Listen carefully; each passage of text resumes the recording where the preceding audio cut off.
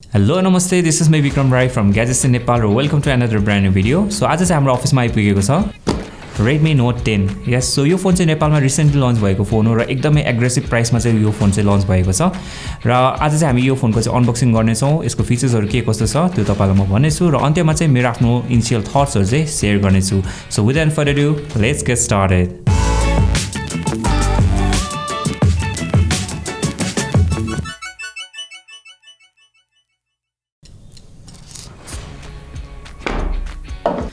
So यो रहेको छ फोन. So यसलाई चाहिँ म एकछिन साइडमा राख्छु.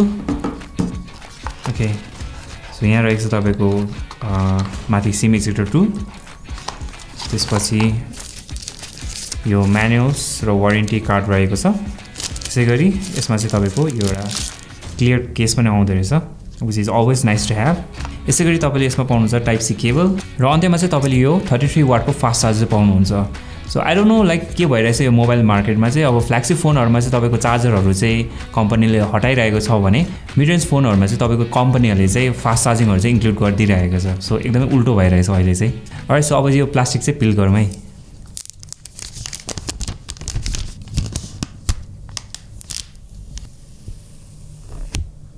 ओके, सो यो रहेको छ फोन. यो फोनको साइज हेरी चाहिँ मलाई चाहिँ यो फोन चाहिँ अलिक हल्का नै लाग्यो. Now let me put the device र त्यसपछि चाहिँ म तपाईलाई भन्नेछु यसको फीचर्सहरु चाहिँ के कस्तो रहेको छ भनेर.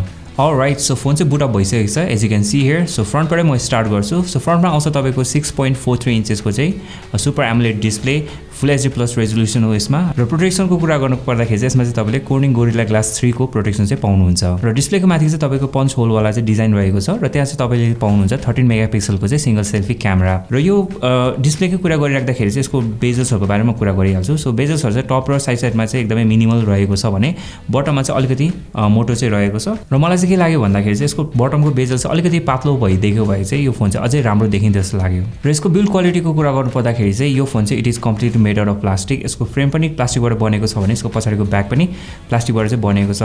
तर मलाई चाहिँ यसको फिनिशिङ चाहिँ एकदमै राम्रो लाग्यो. पछाडिको यो जुन चाहिँ कर्भ छ बडीको त्यो पनि एकदम मजाले ब्लेन्ड भएको छ यसको फ्रेमसँग. र हातमा समाउँदाखेरि चाहिँ मलाई चाहिँ एकदमै यो फोन चाहिँ कम्फर्टेबल फिल चाहिँ भयो. अब यसको पोर्ट्सहरु र बटन्सहरुको बारेमा चाहिँ कुरा गरौँ. सो राइट ह्यान्ड साइडपटि चाहिँ तपाईको आउँछ पावर की र पावर कीमा चाहिँ तपाईको फिंगरप्रिन्ट सेन्सर पनि रहेको छ. त्यसैगरी त्यसको माथिल्लोपटि चाहिँ आउँछ तपाईको भोल्युम रकर. यसैगरी यसको टपपटि चाहिँ आउँछ तपाईको आयर ब्लास्टर, सेकेन्डरी माइक र तपाईको डेडिकेटेड लाउड स्पिकर छ.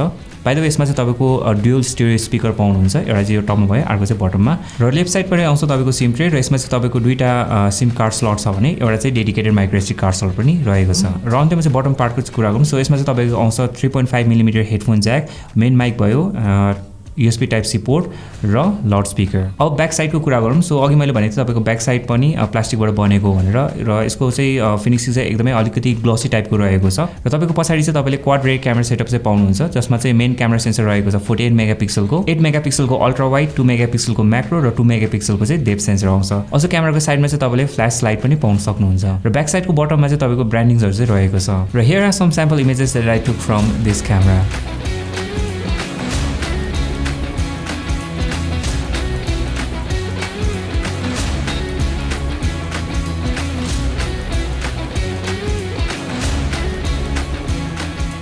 त्यसैगरी सफ्टवेयरको कुरा गर्नु पर्दाखेरि चाहिँ यसमा चाहिँ तपाईले एन्ड्रोइड भर्जन 12 पाउनुहुन्छ with MIUI 12 skin on top. र अब इन्टरनल हार्डवेयरको बारेमा कुरा गरौँ. सो यसमा चाहिँ तपाईले स्न्यापड्रागन 678 octa कोर प्रोसेसर पाउनुहुन्छ, 4GB or 6GB LPDDR4X RAM. र रोमको कुरा गर्नु पर्दाखेरि चाहिँ यसमा तपाईले 64GB or 128GB UFS 2.2 storage चाहिँ पाउनुहुन्छ.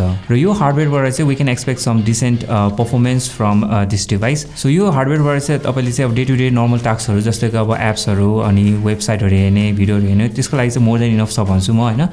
तर गेमिङको लागि चाहिँ आई थिंक लाइक हुन्छ नि यो चाहिँ एभरेज परफर्मेन्स मात्रै यसले चाहिँ डिलिभर गर्न सक्छ. र अब ब्याट्रीको बारेमा कुरा गरौँ. सो यसमा चाहिँ तपाईले 5000 mAh को चाहिँ ब्याट्री पाउनुहुन्छ र साथसाथै 33 वाटको चाहिँ फास्ट चार्जर. र अकर्डिङ टु द कम्पनी तपाईको 0 to 50% चार्ज हुन चाहिँ मात्र 25 मिनेट लाग्छ भने 0 to 100 चार्ज हुन चाहिँ तपाईको 75 मिनेट जति चाहिँ लाग्नेछ. ओके, सो मेरो इनिशियल थट्स शेयर गर्नु पर्दाखेरि चाहिँ रिगार्डिङ दिस डिभाइस यसको फ्यु फिचर्सहरुले चाहिँ यो फोनलाई चाहिँ स्ट्यान्ड आउट गराउँछ among its competitors. For example यसमा आउने super AMOLED display, dual stereo speaker, IP5 IP53 dust and splash protection body र 33 वाटको चाहिँ फास्ट चार्जिङ। सो यो फिचर्सहरूले चाहिँ यो फोनलाई चाहिँ एकदमै युनिक बनाउँछ यसको प्राइस रेन्जमा। And talking about the price, Xiaomi नेपालले चाहिँ एकदमै एग्रेसिभ प्राइसमा चाहिँ यो फोन चाहिँ नेपालमा लन्च गरेको छ। सो Redmi Note 10 को चाहिँ 4+64GB भेरिएन्टको प्राइस चाहिँ 21,999 रहेको छ। यसैगरी 4+128GB भेरिएन्टको प्राइस चाहिँ 22,999 रहेको छ भने लास्टमा चाहिँ 6+128GB भेरिएन्टको प्राइस चाहिँ तपाईँको 24,999 चाहिँ रहेको छ। र मलाई चाहिँ के लाग्छ भन्दाखेरि चाहिँ यो प्राइस रेन्जमा चाहिँ यो फोनलाई चाहिँ बिट गर्ने चाहिँ अरू कम्पिटिटर्सहरूले चाहिँ अलिक धेरै नै मेहनत गर्नुपर्छ जस्तो लाग्यो।